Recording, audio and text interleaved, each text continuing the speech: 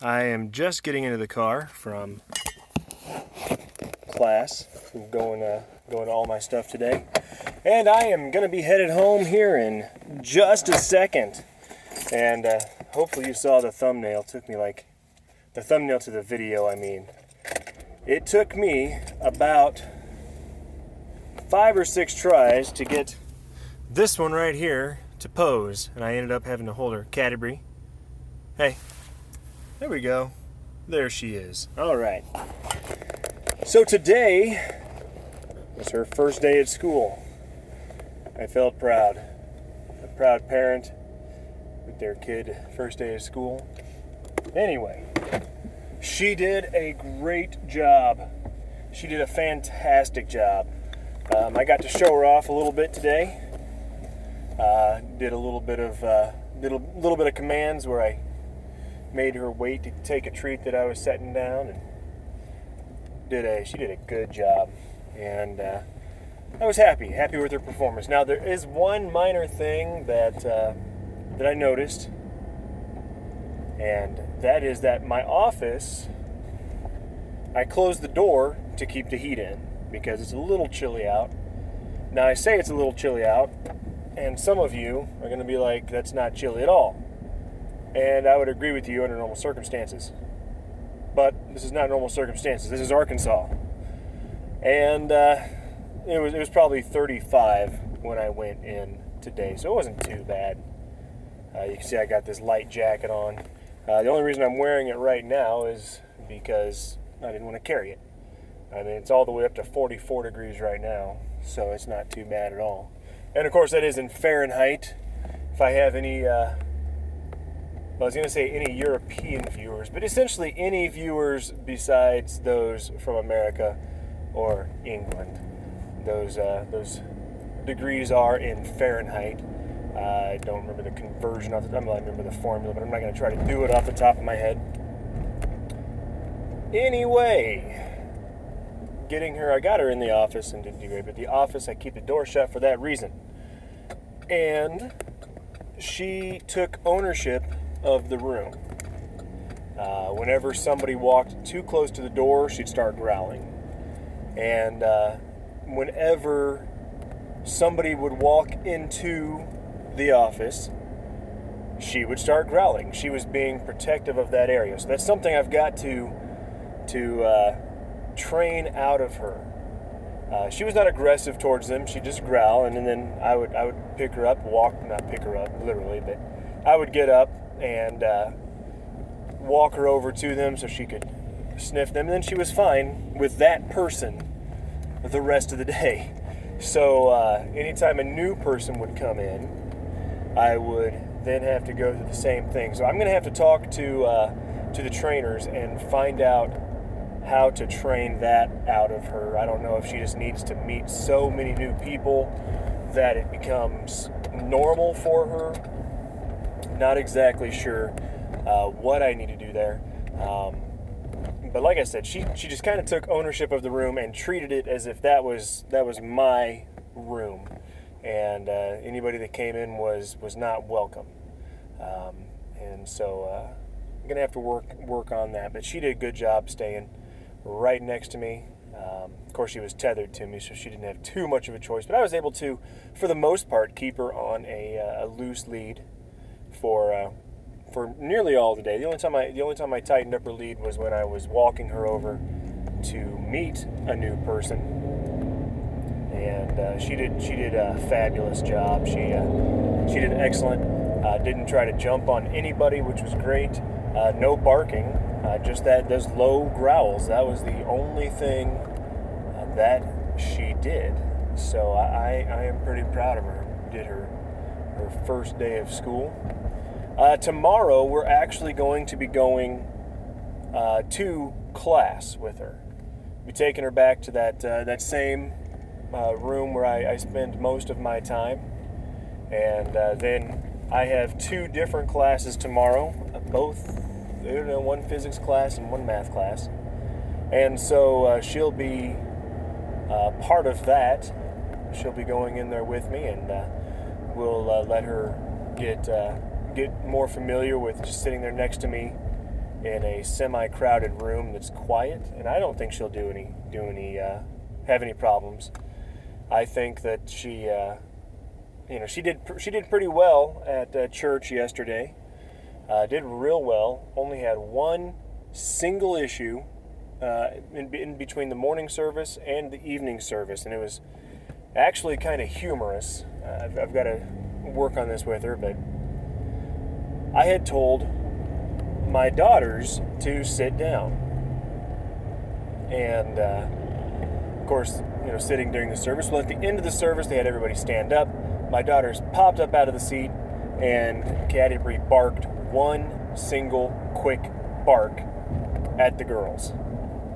And of course, she knew that they were supposed to be sitting down, and when they popped up, yeah, she barked at them real quick. That startled a few people around me. I mean, everybody heard it, but I immediately grabbed her snout and told her that she wasn't supposed to do that, and but she did so well. And yeah, like I said, I'm pretty proud of how good she's doing. There we go. Now she finally settled down back there. I'm not sure how she feels about car rides quite yet. Like, she knows when we're going to the car. If I put her vest, or before I got the vest, if I put on her harness, she knew what we were doing. She knew exactly what we were doing. And so, like this morning, I put her vest on her, and of course she knew we were going to the car. So I opened the door, she walked right to the car. But sometimes when I open the door, she will hop right into the car. No issues at all. Other times, she will kind of like slowly climb in, and her back paws start slipping. And then still other times, she won't even try, and I've got to coax her in. So I'm not entirely sure of the reason for that. But I have a feeling she'll become more accustomed to it as time goes on. Then let's see. I was going to say one more thing about her and the car rides. I'm not sure, but she's finally settled down, and things are going good. So this morning I talked a little bit about etiquette and etiquette in meeting a service dog. Of course, again, I use the term service dog. That's what I have. That's the most common. There are other service animals out there, and I've got a yawn. My apologies. Drank all my coffee, so I can't blame it on that. I am a little tired, though. Did not sleep much last night. But, so yeah, I talked about the etiquette this morning, and actually kind of went in depth about a few things. And today, she met several people. She met several people today, and she did good, and the people did good, actually. There were 3 people today that asked me if they could pet her. And when I explained it to them, all 3 were fine. All 3 were okay. Hey, that makes sense, so I won't bother her. And so that wasn't too bad. I mean, they still asked, totally disregarding the patches, but they accepted the explanation really well. They handled it really well when I told them no. Man, again with the yawns. I think we had 3 earlier. I wonder if we'll get more than that on the way home. There's a cough. But I totally lost my train of thought with that yawn. But we were talking about the etiquette, and 3 people asked and their explanation. But yeah, so they did ask. But again, at least they accepted the explanation. Now, one person actually asked me what what she was trained specifically to do for me. Now, that would usually fall under one of the categories that I talked about earlier, asking, what is your dog for? And, why do you need a dog? That would usually fall under that category, but this person has known me for a few years now. She's been a professor of mine in several classes, and I know that she was not asking just to sate her own curiosity. She knows me. She knows a little bit about my mental issues. She knows a lot about them. Actually, I've missed a lot of her classes, and she's worked with me, But, so she, I know she was asking because she genuinely wanted to know what the dog was trained for and how it was going to help me and things along those lines. It was a very genuine, what does your dog do for you? And I started to explain it to her. Unfortunately, before I could, she got a phone call that she had to take, and I didn't see her for the rest of the day. After that, she stepped out to take the phone call, and I didn't see her again. So I never got a chance to explain the dog to her. And now you're going to notice, maybe you have already, that while I'm on here live, I am saying my dog, the dog, stifled a yawn there, doesn't count. And there's a reason that I am doing that. I know full and well that she has a name, and I would be calling her by that name, except for I don't want her to respond and try to come up here. She can't come up here because she is seat belted in, and it doesn't go this far, but I don't want her to try. I want her to get into the habit of doing exactly what she's doing right now. I will not try to pick up the phone and show you because I am driving, but right now she is laying down in the back seat. And there's the third yawn. We are on par with this morning. But yeah, she's actually laying down, all nice and comfortable, and the way she's laying tells me that she is comfortable, that she is not ill at ease, or nervous, or anxious, or anything like that. She's comfortable being here. She's comfortable being in the car. She's comfortable with me. So that is a good sign. The way she's laying, she's actually, she's not laying with her head on her paws. She's laying on her side with her paws splayed out. So she's very comfortable. And that's one of the signs you look for on your dog. How comfortable are they in their environment. And now she's I don't know. Does she know I'm talking about her maybe? But is the way that they lay down. I don't know how I got off on that. I really don't. I'm really losing my train of thought right now, and for a good reason. And there is yawn number 4. So, I said I didn't get much sleep last night. That was not a lie, but it wasn't the whole truth. The fact is, I got 0 sleep last night.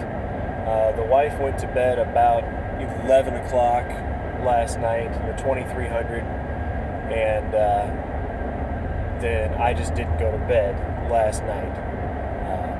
So then I just went upstairs and got dressed, took a shower and got dressed about 6:45 this morning, and then left the house at 7. Now, since I woke up for church about 9 yesterday, 09, and it is 13:46 right now, so we'll go ahead and call it 1400, just for the sake of ease. So 9 to 14, that's 5 plus 24.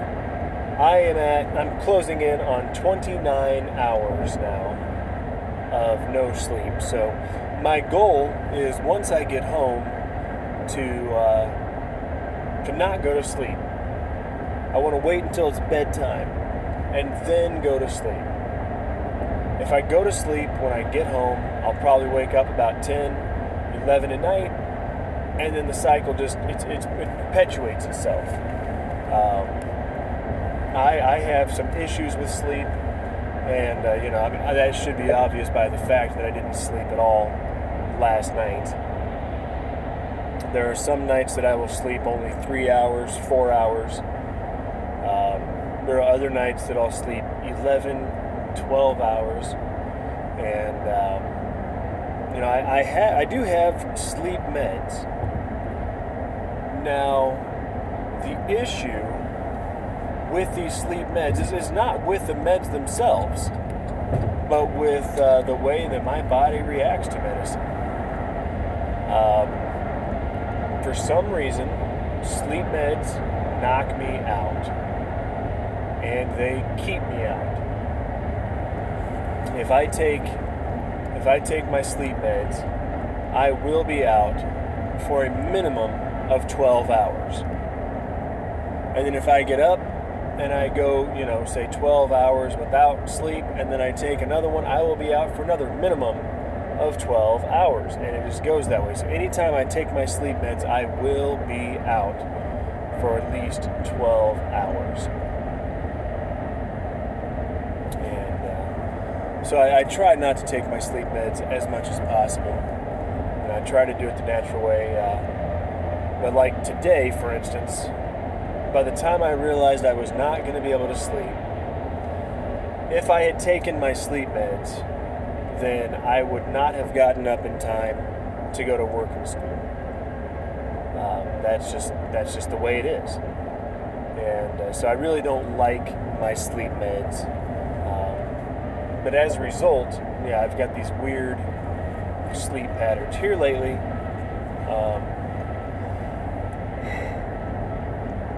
what was that, yawn number 5? Wow. Here lately, I've been sleeping about every other night, about 11 or 12 hours. I'll be up for 34, 35 hours, and then I'll sleep for 11, 12 hours. And then I'll be up for another 34, 35, 36 hours, then sleep for another 12 hours, 11, 12 hours. And that's what my cycle has been for about the past nearly a week now. And I don't like that cycle. A couple weeks ago, when I first started this semester of school, it was great. I was sleeping every night. And it was awesome. Going to sleep every night a lot of people overlook this, but just going to sleep every night, it's an amazing thing. And for nearly a week, I did that. I was so excited. I was doing so well going to sleep every night and getting somewhere between 6 to 8 hours of sleep every night. That was great. I'd love to have that right now, but it's just not something that I can do right now. And I'm stifling yawn number 6 right now, trying to keep it from happening. That was a weird feeling, but yeah, getting to sleep every night, that's something I would love to have right now. But as it is, without taking those meds, it's not going to happen. And because I sleep so long, I have to go to bed so early if I take my sleep meds. For instance, tomorrow, I need to be at my first class at 9 o'clock. So since I know I'm going to sleep for 24 hours, since I know I'm going to sleep for 12 hours at a minimum, getting there at 9 means I need to leave the house about 8:15 or earlier, which means I need to get up at 8 or earlier, which means I need to go to bed at 8 tonight. Now, that wouldn't be too bad tonight, because I'm tired as all get out anyway. I'm really, you've seen how many yawns now? 5 live and 2 stifled. And got another one. I'm confused. There it is. Gosh, that's 6 yawns, 2 stifled. And so going to bed at 8 o'clock tonight sounds great. But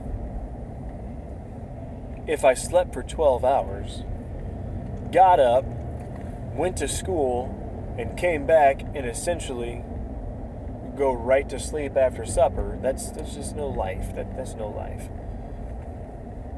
As much as I would love to sleep every night right now, I would not trade this schedule for one where I was sleeping 12 hours every night. Otherwise, I'd be on my meds. So that should be somewhat obvious. See, I would not trade this sleep pattern for that. As it is right now, I get some time with the family. I get some time to play video games. I get some time to YouTube. If I went to the 12 hours every day, I would essentially have time to go to work and school. And that would be absolutely it. And there's a sign up there that is advertising Birkenstocks. I really hope those don't come back into fashion. They look so horrible. Hey, Caddy Bree, you can't be seen on the camera, can you? But I'll pet you. Yep. But, yeah. I really hope those Birkenstocks don't come into fashion. They just look horrible. They're like sandals or flip-flops or whatever you call them from wherever you are. But, they look kind of like that, but they look like something that a guy would wear if he was wearing sandals and socks. That's what it looks like to me. You automatically think, oh, this guy wears sandals and socks. That is not good. What are you doing? That guy was in the left turn lane. I saw him pull into the left turn lane, so I got ready to pass him because I was in the straight lane, and he zipped out back in front of me. But, yeah, crazy drivers. Bridge ices before road. Yes, it does. That's very good. So, anyway, there we go. I was thinking about some math today, and I wish that there was a way I could draw on the phone while recording. Of course, I am driving, so that wouldn't work anyway, but that'd be awesome if I could draw on your screen while I'm recording and show you some stuff. That might be interesting. Now, I get YouTube video suggestions all the time. I am amazed at how many YouTube video suggestions I get. Because I think right now I've got 69 subscribers. You would think with 69 subscribers that would be at most 69 ideas. But it's not. I get ideas all the time. And I wish all the people that gave me ideas all subscribed. That'd be amazing. But one of the ideas that I was given was to tutor calculus, linear algebra, etc. on YouTube. Basically take the book of that subject and just go through it. And have lessons just like you're in a college setting where I'm teaching the actual book and even hand out homework or whatever. And so that was one of the ideas that was given to me, and something that I thought about. Of course, I've got all these ideas and all these thoughts that I would like to see come to fruition, but most of them never will. So I'm getting a call. Hopefully that doesn't mess anything up. We'll find out here in a second. I'm not going to answer the call. It looks like it's spam. In fact, let me hit decline. There we go. So yeah, it looks like it was spam. Anyway, I'm going to go ahead and cut it off here. Give you one last glimpse of my dog, Caddybree. There she is. There's Caddybree. But if you've liked what you've seen here, don't forget to like, comment, and subscribe. And as always, I'm Sapper Woody, and it's been fun.